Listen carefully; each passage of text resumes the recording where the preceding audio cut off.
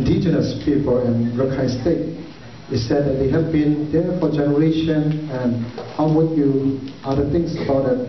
If in a city, in a town, the population build up is more than your own population build up, how do you encounter about that?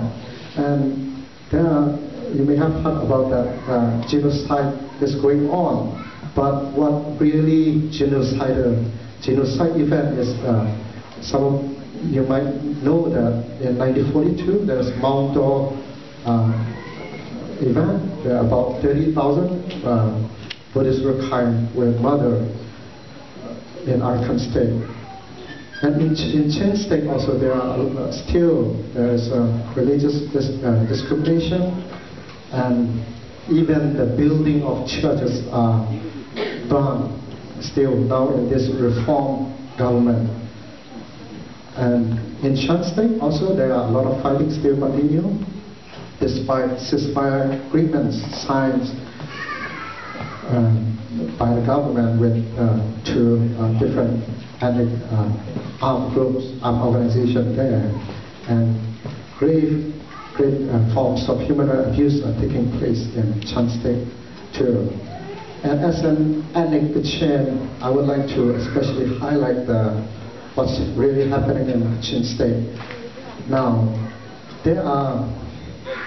there's been 20 months so far that the new fighting has begun again since 2011 June, after 17 years of ceasefire between Burma government and Kachin independent organizations. In this 20-month periods, in this time frame, for our history, the most in this reform government that has been in power since March of 2011, but in this 20-month time frame is the most reported human rights abuse taking place in the Kachin region. Not in the previous government, Masala, there's before that Revolutionary Council, and before that in successive government. But in this government, this reform, so-called what Maulana said was a civilian government backed by army, in this 20-month period, the greatest form of human rights abuses are took place in Kachin State, in Kachin region. And Kachin region we call it in North Shan State and Kachin State. So international community, how they do it, how they react on this. Most of the time they just ignore and they just listen about this. In fact, you might remember that in 2011, 16 countries initiated and advocated for commission of inquiry from UN government against the Burma government. But because of this rapid changing situation in Burma, and nobody actually took the ownership of the COI, the Commission of Inquiry, in UN level. So no actual action has took place against the government, which has committed grave and serious human rights abuses, not only in ethnic area but also in the lower Burma. And I like to, some of you might be for the first time, as I spoke to some people that you heard about what's really happening. I like to say about a few stories, what is really taking place in our ethnic area. I like to say about 4 or 5 events there. And in May 1, in Chipui, just now the one that I said that the fierce fighting still taking place, 48 years old grandmother has been detained inside the church, and with another Kachin ethnic woman has been detained inside the church and raped for 3 weeks by 10 government soldiers. The witness of the another villager, his name is Yutagwe, he said, the 10 soldiers pinned the woman down and forcibly removed her clothes and raped her inside the church, which is secret place for us. In fact, about 98 to 99% of the Christians are Christian. That kind of events took place. And in June 12, also there is 2 Christian men from IDP camp, it's internally displaced camp. They were out to tend for the cow for the other people, and they were arrested and detained by 37th Infantry Battalion. And they were detained in the Myitkyina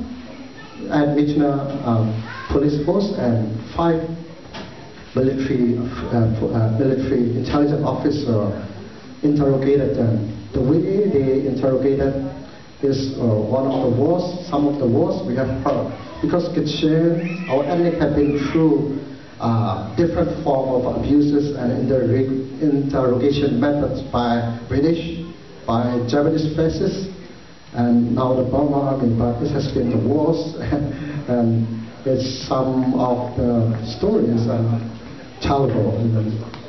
How they did it, it's the problem with now, right now is they are arrested, detained, not because of the individual crime, because the army targeted a population, and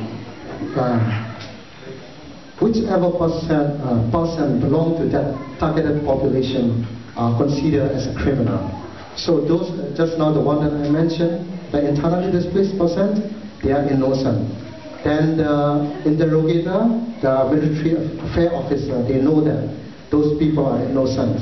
They didn't commit any crime or association with the independent army, but they keep on doing that. Some say that it's because of the responsibility to report to the higher authority, and there are many reasons that they have been detained. And that those two persons, their name is Lapaigam and one is Brang Hkangda. They were detained on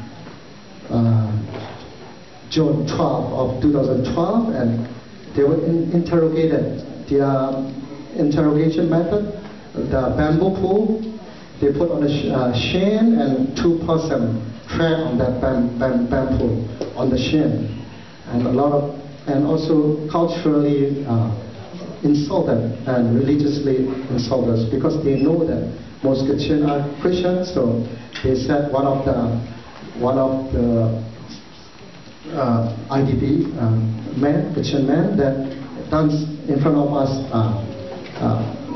now, Christian traditional dance by naked. And another man, Lapaigam, was forced to display as Christ crucifixion in the form of Christ crucifixion in front of 5 military affair officers. And both of them were forced to perform homosexual in front of 5 military affair officers. This I have put on their signature there, with their wife's signature there, but some of you can read in Burmese, so their fingerprint and their appeal to the president thinking is in that letter. So they were forced to perform homosexual. That's we haven't had under fascist Japan or the British colony. So what most of the Kachin men are being detained and interrogated now is when with 3 major laws. The Unlawful Association Act that's been established in, I think, 1908, colonial era.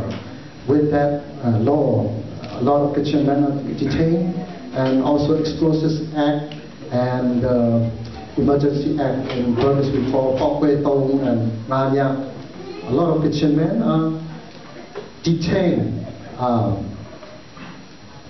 endlessly, and they cannot.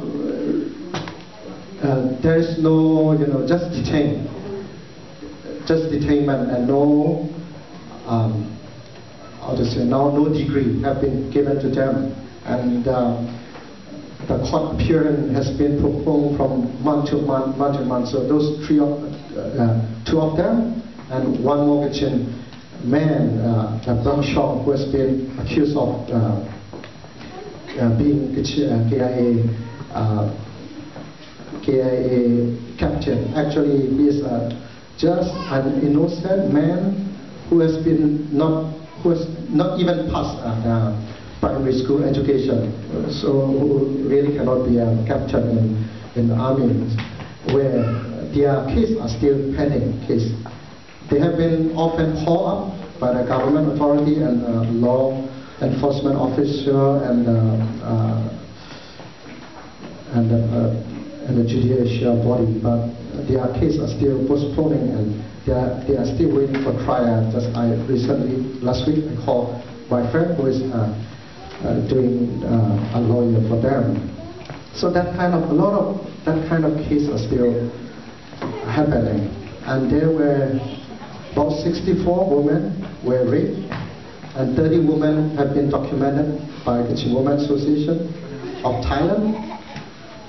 But yeah, this also only some NGO and some women groups have been voicing out about that. But the culture of impunity in Burma is still going on. Nobody or no army officer or no government officer have been sentenced to any period of imprisonment there. So the culture of impunity in Burma is still really going on in Burma. So I just like to highlight some of the great form of human rights abuse taking place in Burma, and despite what we have been hearing good news from Burma, but the local population been getting worse and worse the situation in Burma now, especially under the Christian Independent Organization control area. So there have been about 364 villages being pillaged and burned. So the IDPs from 364 villages, they are living along in 17 camps along the China and Burma border. So I'd like to request for your attention, and also of course your advocacy. At least let other people know what is really happening in Burma. As you may have heard, you can contact with us, and you can we can channel to direct contact to the local organization there, community-based. Most of the relief efforts and documenting works are doing by the community-based organization. So please do as much as you can in your own capacity to really highlight about the grave human rights abuses taking place in Burma. And most of the government, as you may know, the Western government, the ASEAN government, Japanese government, tends to be, as their engagement are more willing to engage, and they are highlighting just some small positive steps taking place, and they are making that bigger picture. But let us aware that the great human rights abuses and the worst human rights abuses we may have heard. For sure, of course, for us, we have heard for our century of time are really taking place right now in northern Burma and other ethnic areas. So please remember in your prayer and in your voice as much as